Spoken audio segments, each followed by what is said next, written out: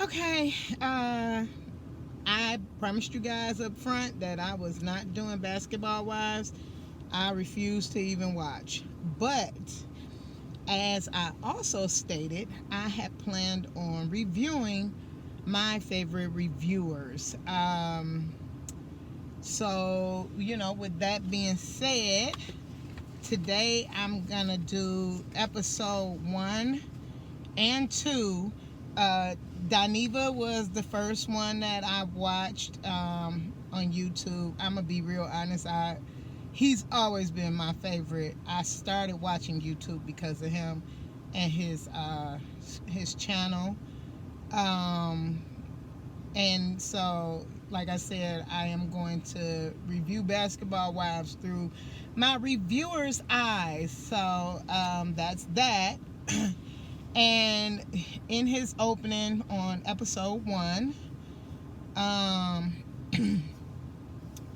he stated that he was happy Basketball Wives were back. Better than him than me, because I'm not happy at all. These frowsy ass bitches is back. So at least somebody happy. Anyway. He stated allegedly in the name of Jesus, but Evelyn has gotten baptized and she's doing a lot of philanthropic work to turn over a new leaf. The sad part about her and her new leaves, they always got that old sticky one stuck to the bottom. So, please understand, you will see it again. Funky did say one thing that I can say wholeheartedly I agree with regarding Evelyn.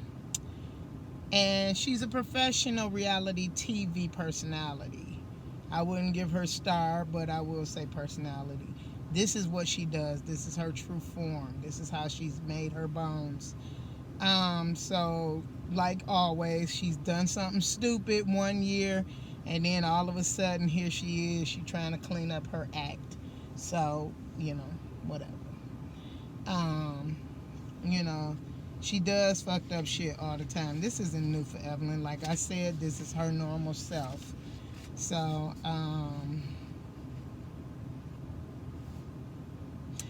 he talked about Evelyn talking to Furby. Um, I've never liked her. This is just a chocker note. I ain't never liked her and her big ass teeth. Real talk, I think Furby is just a hateful bitch. She jumped out here. Funky says she grew on him. I'm guessing like fungus. Yeah, good luck with that. The reason I don't like her, which he stated the same thing, but again, she jumped in on the bandwagon of everybody else's beefs until she came face to face with that damn Tammy Roman. And then she got tightened all the way up and her irritating ass got together from there on. I'm going to tell y'all this. I never liked Tammy at all. At all. Until her last season when she tightened up that damn Phoebe. I was loving her then. So I guess Phoebe did something for me. She made me like Tammy. Evelyn and her fake ass tears. This is kind of why I won't watch. I refuse to sit back and watch these heifers try to spin how they have in the past fucked over everybody, talked shit, did wrong, thrown bottles, ran across tables, jumped on people, slapped them, threw tables, everything. And now all of a sudden, oh my God, I would never. Your ass is a liar. Evelyn, you are a big fucking liar. Sorry, your fake ass tears fool no one but you. I don't want to hear about it no more. You and Kenya Moore in a dry cry. Get the hell on. The shaky voice. Y'all killed me with that. I guess you pulled out your white woman tears. Anyway.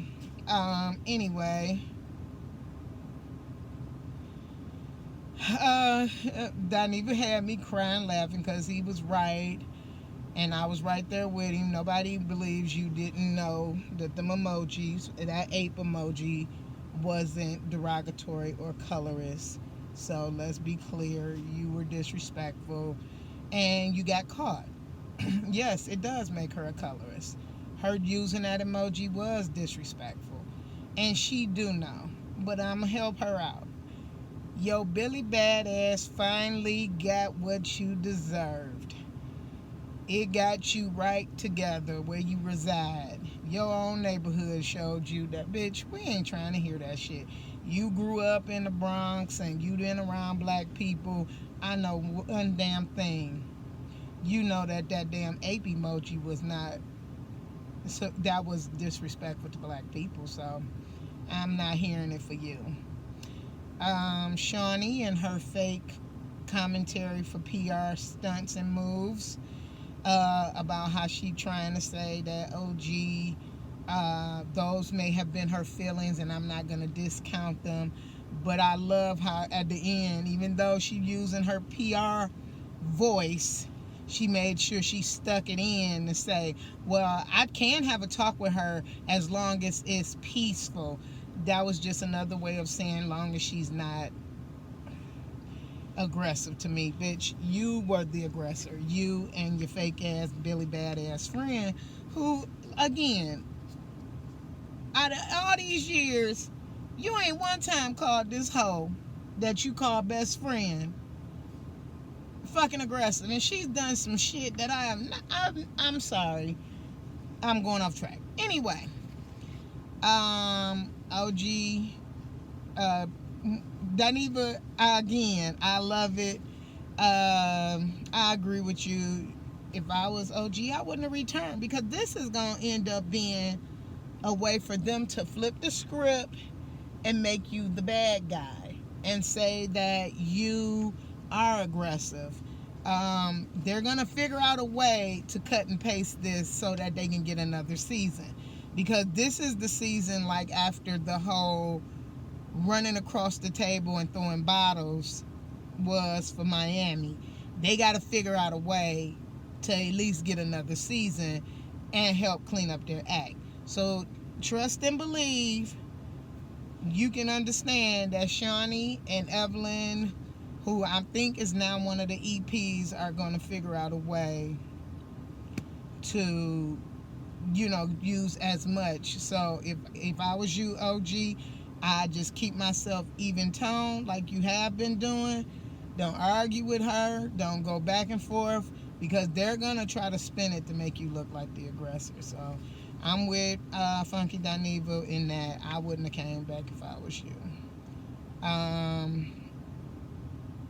Evelyn, again, Billy Badass. I want that same bitch and that same energy that came with throwing of the bottles at somebody's head and running across the table and popping people in the back of the head with purses and don't talk shit about my daughter. I want her to come through and show me. But see, again, I understand you can't be Billy Badass knowing that OG really is about that life.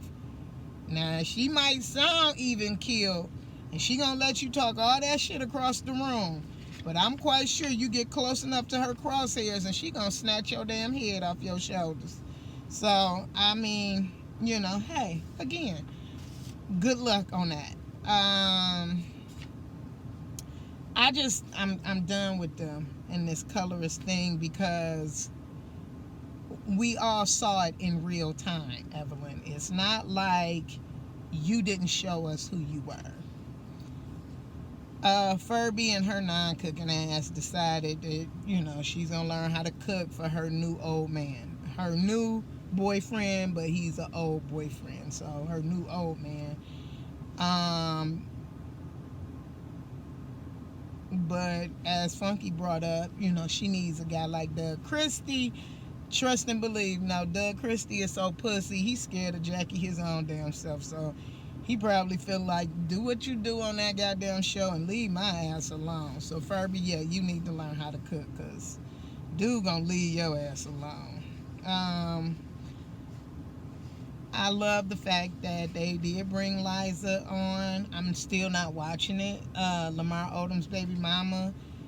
The show does need new blood, but they're not getting it with them old frowsy assholes still staying there. I'm sorry to say. But at least with Liza coming on, I think she can kind of fill in the gaps of where we left off with Lamar when he was married to Chloe, and what we only read about or see about in the blogosphere. So maybe she can fill in the gaps.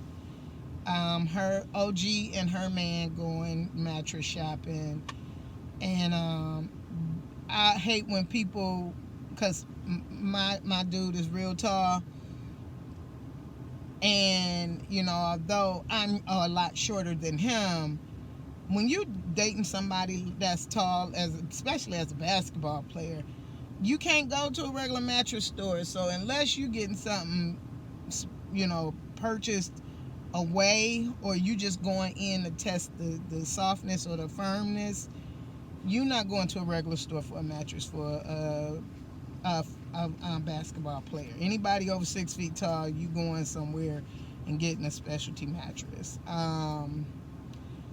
And I like that she says she's getting a house built, and so that means she had some nice little coins from her football career. I gotta give it to her. Girlie is good. So give it up for the home team. I love that about it. Evil Lynn and Liza in Malaysia go do some charity work.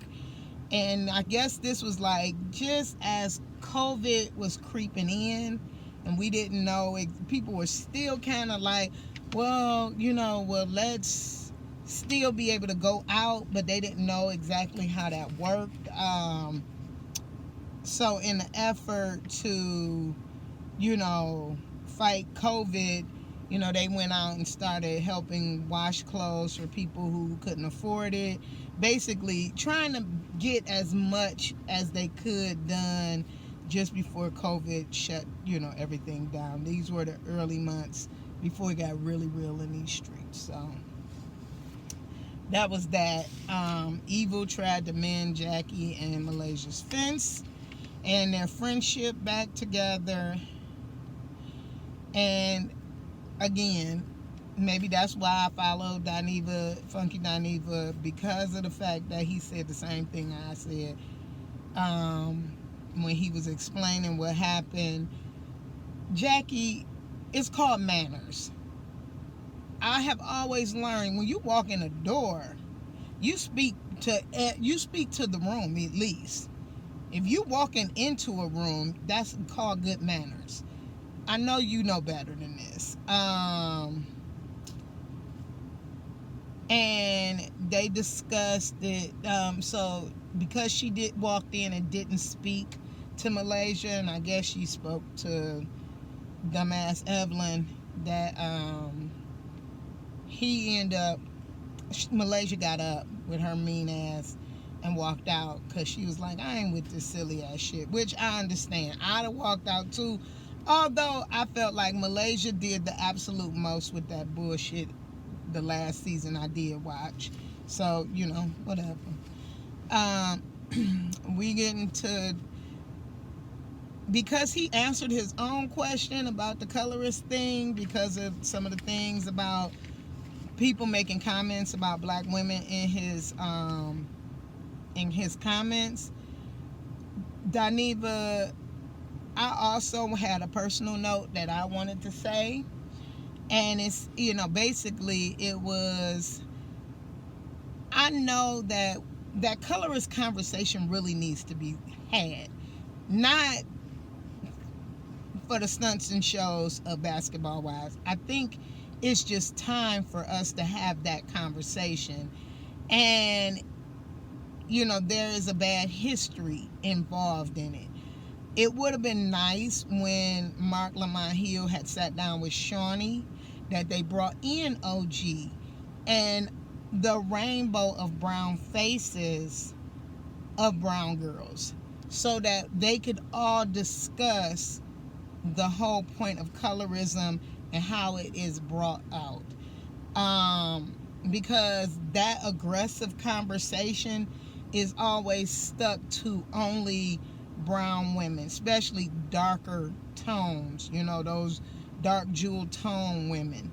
And that's the biggest issue. And I think it should have been done better than y'all and this fuck shit on Basketball Wives, because no one's gonna hear it.